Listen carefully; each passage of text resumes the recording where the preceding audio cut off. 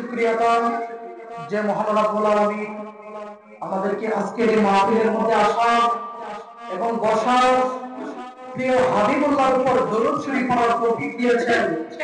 সে মহান রব্বুল ইজ্জতের দরবারে শুকরিয়া আদান করি আলহামদুলিল্লাহ। লক্ষ কোটি শুকরিয়া ওই মনিবের দরবারে যিনি আমাদেরকে সুস্থ রেখেছেন। আজকে আমার মতো আপনার মতো অনেক মানুষ আছে যারা দুনিয়ার নিয়ামত তাদের চোখ দ্বারা দেখতে পারে না, কথা বলেন ঠিক কিনা?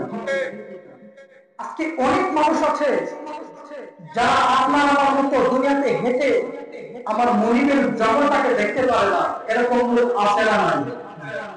তো যে মহান রব্বুল আলামিন আমাদেরকে এই সমস্ত নিয়ামত দ্বারা যিনি আমাদেরকে বেষ্টিত করে রেখেছেন, ওই মহান মালিকের শুকরিয়া আদান করা দরকার আছে নাই?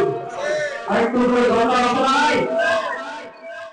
আসলে আমাদের এই দুনিয়া আমাদেরকে চিরদিন থাকার জন্য মহান রব্বুল আলামিন আমাদেরকে পাঠায়। কথা বলেন পাঠায়। আমার দাদা দুনিয়াতে আসার পরে আমার দাদা আমার চোখের সামনে দুনিয়া ত্যাগ করছে। আমার দাদা আমাকে বুঝাই দিছে এই দুনিয়া চিরদিন থাকার জায়গা, কথা বলেন ঠিক কিনা? আমার বাবা এই দুনিয়াতে আছে। আমি যখন ছোট ছিলাম আমার বাবার পাওয়ার দেখতাম, শরীরের জোর দেখতাম, কিন্তু যখন আস্তে আস্তে বড় হইতেছি আমার বাবার বয়সও বাড়তেছে। একটা সময় দেখি আমার বাবার যে পাওয়ার ছিল এই পাওয়ার আর জৈবনের মতো নাই, কথা বলেন ঠিক কিনা? আমি গায়ের জন্য কত কি করতেছি, আপনারা বলেন আমার গায়ের পাওয়ার কি চিরদিন থাকবে? আমাদের এই সমস্ত জিনিসগুলো আমাদেরকে কি শিখাবে?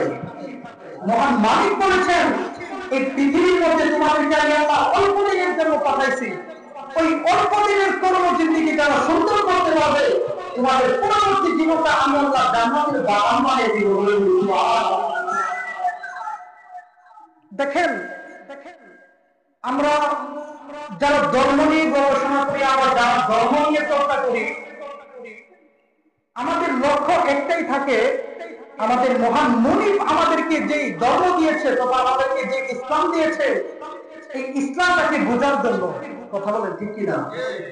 এই যে জীবনের সমস্ত কষ্টগুলোকে ত্যাগ করে আমরা যারা ধর্ম শিখি তথা মাদ্রাসায় পড়ি, আমাদের একটাই মাত্র লক্ষ্য থাকে আমার আল্লাহ যে কোরআন দিয়েছেন এই কোরআনের কথাগুলো মানুষকে বোঝানোর জন্য।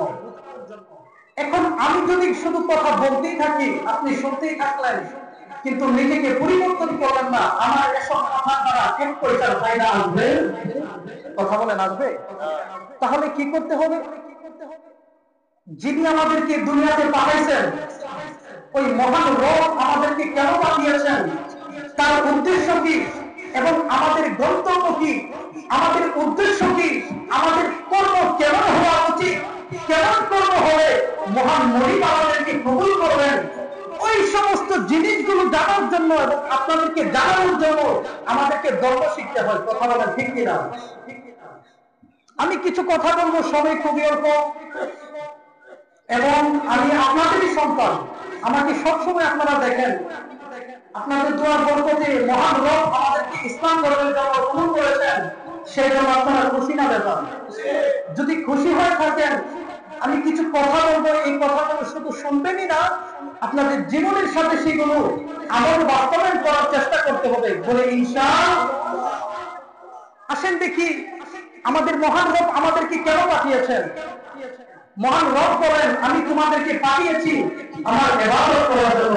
সুবহানাল্লাহ। আল্লাহ রাব্বুল আলামিন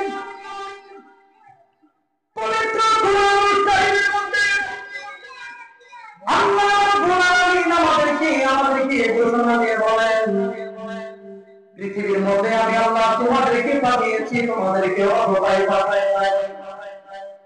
আল্লাহ রাব্বুল আলামিন বলেন ওয়া